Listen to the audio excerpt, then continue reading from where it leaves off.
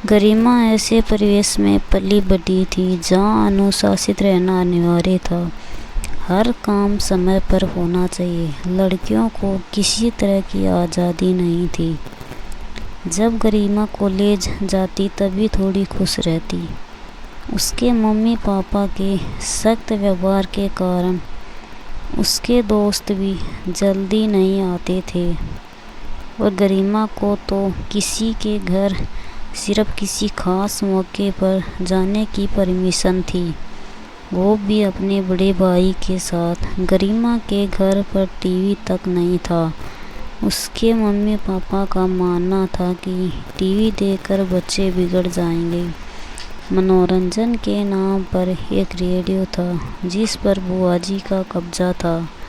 फूफा जी के ना रहने पर बुआ जी अपने भाई के साथ ही रहने लगी थी।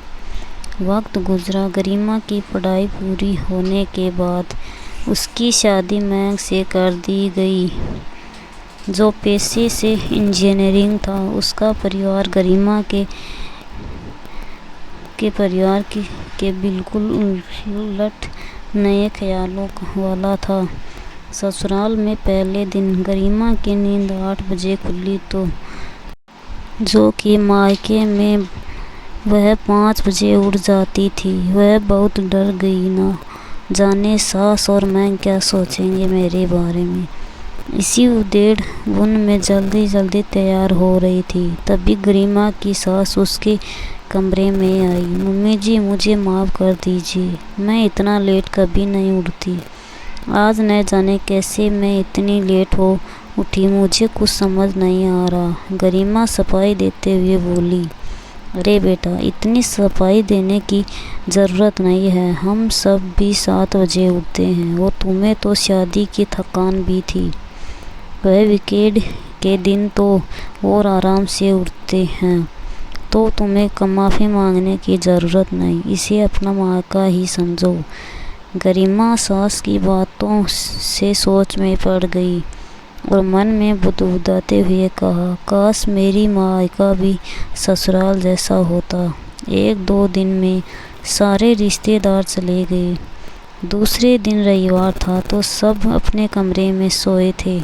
आज गरिमा अपने नियत समय पर उठ गई थी। नाश्ते में क्या बनाए, इसी उधेड़ बन में थी। सोचा कि मम्मी जी से एक बार पूछ ले कि नाश्ते में क्या बनाए, लेकिन सब सोए थे तो उसने पोहा बना लिया और सबके उठने का इंतज़ार करने लगी। 9 बजने वाले थे तभी मम्मी जी बाहर आई। गुड मॉर्निंग गरिमा। गुड मॉर्निंग मम्मी जी। नाश्ते में मैंने पोहा बनाया है, फ्रेश होकर आ जाइए। क्या तुमने नाश्ता बना लिया? आज तो हम बाहर जाकर नाश्ता करते हैं। चलो कोई बात नहीं, चलो तुम्हारा बनाया नाश्ता भी कर लेंगे। और तुम्हें आज रामजी हलवाई के दुकान का लजीज नाश्ता कराते हैं। लगता है आज भी तुम जल्दी उठ गई। कितनी बार कहा है बेटा, इसे अपना मायका समझो, ससुराल नहीं।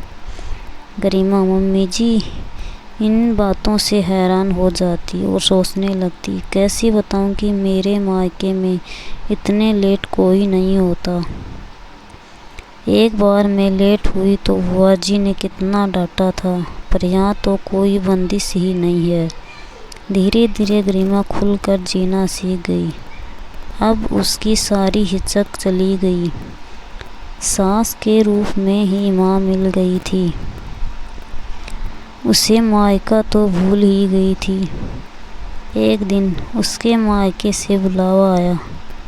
ना चाहते हुए भी गरिमा को जाना पड़ रहा था। खैर गई। वहाँ जाकर फिर से वही रूटीन फॉलो करना पड़ रहा था। घर में बंद हो गई थी। उसका मन अपने ससुराल में ही लगा रहता था। सब उसे बहुत प्यार जो करते थे। गरिमा की दोस्त रीमा उससे मिलने आई और ससुराल के बारे में पूछा तो रीमा ने कहा, मैं तो कहती हूँ कि भगवान करे हर लड़की को ऐसा ही ससुराल मिले।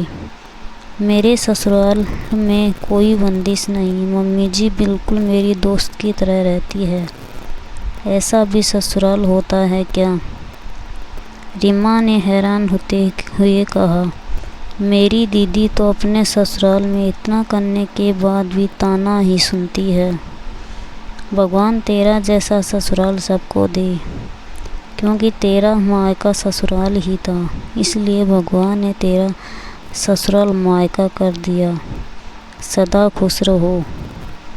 दीपावली आने वाली थी। गरिमा की बुआजी ने उसकी सास से कहा कि गरिमा को दीपावली में यहीं रहने दीजिए।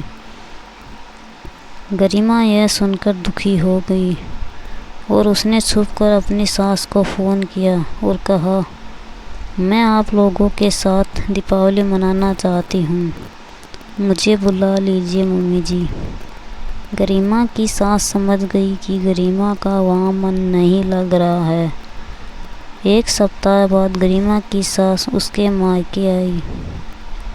उनको देखकर सब आश्चर्यचकित हो गए। आप अचानक पहले बताया होता तो हम आपको लेने आ जाते, गरिमा के पापा ने कहा। क्या कहे? अब गरिमा के बिना मन ही नहीं लग रहा था, तो मिलने चले आए। गरिमा सबको देखकर खुशी से फूले न समाई, लेकिन अपनी खुशी छुपाए रखा। गरिमा सबके लिए चाय नाश्ता बनाने चली गई। दरअसल बात यह है भाई साहब, हम गरिमा को लेने आए हैं। गरिमा के बिना हमारा मन ही नहीं लग रहा है और इस बार सोचा बिना लक्ष्मी कैसी दीपावली, इसलिए हम अपनी लक्ष्मी को लेने आ गए। गरिमा की सास ने कहा। पर बहन जी, अरे पर और लेकिन छोड़िए और विदाई की तैयारी कीजिए, हम कल सुबह ही निकलेंगे। गरिमा जल्दी जल्दी अपनी पैकिंग में लग गई।